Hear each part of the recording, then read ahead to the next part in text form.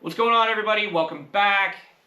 Here with what we'll call an update video. I've obviously got some work in progress. I'm doing the filming of that right now. That will be a later video. But right now, I want to get you caught up on how the test day went, what that means for the schedule, and what I found out at the test day.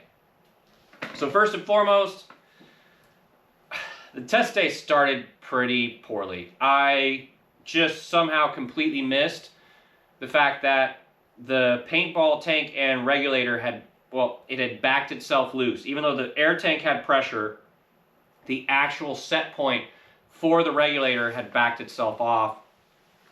Got in the car, ready to go for the first session. No shifting. So fortunately, Franz was available. He remoted in, and it was the most pathetic tech call ever, because he's like, you know, you got no shift pressure, right? And he's like, did you fill the bottle? I'm like, I know the bottle's full. So I started messing with the regulator, and air pressure just came right back in. So sorry, Franz. However, from there, second session, like clockwork, except for really uncomfortable on the tires, really uncomfortable on the brakes. Did an out lap, came into the pits. One of the wonderful guys at the track day checked the back end of the car. Car was dry as a bone. I went out, did two more, parked it, pulled the body off, took a good look at it, and gosh, from there, the day just started clicking off like clockwork. I probably at the end of the day started really leaning on the car too hard, but she just wanted to go faster. And I'm used to stores and how they were. Something about the wing, the front diffuser, and the main diffuser, it just absolutely made this a weapon. I've never strapped into a car and felt it be this different from what I remember. Because I ran the old first generation or second generation diffuser for stores, and until I drove this package, I really had no idea how much I was stalling. I must have been stalling a portion of that downforce package. You just find yourself with a little bit of oversteer, constantly battling understeer. And it was asymptomatic, acute. It was unpredictable. You didn't know when it was going to happen. There was none of that. This thing was just hooked. It was really just an absolutely breathtaking experience to drive this car. And honestly, I haven't been prouder of myself in years. The amount of blood, sweat, and tears that's gone into this car, and will probably continue to go into this car, it's been a lot of work. And to drive something that performs that well, with all the modifications done to it, it was just a giant relief. However, the day wasn't perfect, and that's why we should talk about the schedule. Now, technically, I should have left yesterday if I was going to comfortably get to VIR for the Super Tour. On the way home from the test day, I got on the phone with my good friend David, discussed the situation, and he unanimously agreed with me that just punting on the VIR Super Tour, going to the Thunderhill Major, which is in my home region, and continuing to shake out from there was by far the only option that should be available to me, or I should consider. And there's a big reason, because clearly I should be on my way to VIR. I'd be doing the event at VIR, then I'd be backtracking to make it to the Hallett Super Tour event. So instead, I'm just not going to go all the way to the East Coast and back across half the United States. I'm going to go to Thunderhill, do the major. If I have a problem with either the trailer, the RV, the race car, I'm 3 hours from home. And then from there, if everything goes well, just pack my bags, pack my tires, pack my race car, start moseying my way to Hallett Motorsports Park. So that's the new plan. Now, even though I've never been happier driving a more enjoyable race car, I did come home with a pretty lengthy to-do list. Fortunately, nothing really broke, just some things weren't really working as well as I need them to do the incredibly stupid thing I'm trying to do, which is run a Store WF1 across the country all by me once. It's it's such a bad idea. I still can't believe I'm trying to do it. However, we're gonna do it. We're gonna see if I can somehow pull a miracle out of my butt. But before I leave, I've got to address the brakes. They were a bit inconsistently soft on the test day. Clearly, I couldn't get all the air out of them because you just don't get all the air out of a brand new brake system.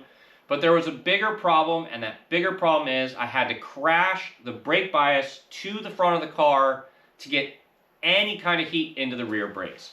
So one of the other things I'm going to have to do is swap out the front master cylinder so that I run a parallel system. Instead of having one size, one a bigger one, I'm going to run the same size masters front and rear. It seemed like my current was being consumed. Basically, the charging system wasn't keeping up with the current demand for the car. I'll get into that a little bit more later, but right now my hunch is the SmartyCam system is a little bit hungrier for current and amps and volts and all them fancy things than it should be. And considering I have a water pump that's electric, fuel pump that's electric, the Flagtronics, I have the SmartyCam, I have my Motec, I have the ECU and PDU. There's a lot of stuff pulling current. There's a chance that either the stator or the rectifier is hurt or not really functioning, because I think it's the stators in the car. If it is, forgive me. But the stator might be in the motor. It might be hurt because one of the three legs was not putting out the same amount of current as the other two. And of course, I got the rectifier, I think, which is the little box outside the car, from China. So one of the big things I'm going to do is swap out for some really fancy bits from Rick Motorsports, I believe. Rick Motorsports, or Rick Motorsports Electrics, whatever it is. We're going to run the Hotshot Stator Hotshot Lithium Rectifier. Unfortunately, that involves pulling the motor, but hopefully it's an investment that makes sure that I'm not running a car that is electrically consuming itself, so I'm living off of battery chargers and trickle chargers. Besides that, a little bit of futzing with the dry sump tank. I need to futz with the airbox. I need to futz with the wiring, get it properly tied in and mounted. Obviously, need to adjust some stuff with the blipper and the shift system. Need to complete the left side exhaust. I need to put numbers on the car. I need to completely reset up the car because I was running the test day on the Bias-Ply Avons. I'm going to go to the radial Avons because that's all that's currently available until Avon, now Nova, tires really hit the market in the United States. And then, yeah, I still have to go over the tripod joints. They were doing a little bit of leaking. And clearly, I mean, everything's new. Got to rebolt, renut, recheck everything. And then, oh yeah, improve my seat back and seat. So yeah, I mean, there's a considerable amount of stuff to be done, blah, blah, blah. However, even though this video is coming out a week from when I tested, I've been working on this stuff this entire week. I've got a video coming up that's going to show you some of what we did. And yeah, cheers everybody. Successfully drove my race car. Yeah. So like I said, in about a couple of days, hopefully have a video out covering the improvements, the fixes, the tweaks that have been done to the car.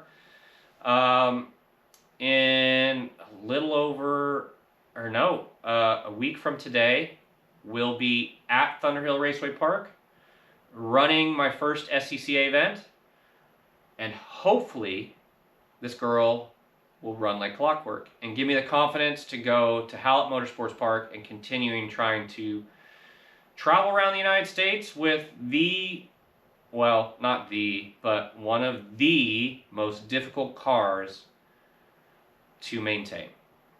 So, wish me luck. Thank you all for following along this long, and I really hope you've been enjoying yourselves. I know I've got a lot to work on, and especially improve how I do videos at the racetrack.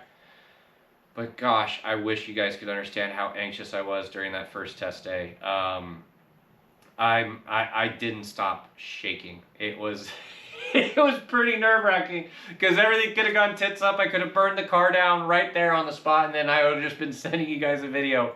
Guess what? It's all over. But thankfully that didn't happen. She ran amazing. She will hopefully continue to run amazing, and I'll be able to continue making some awesome videos for you, showing you as much as I know, showing you hopefully some information that you'll need, and maybe inspire some of you guys to undertake something that's dangerous yourself.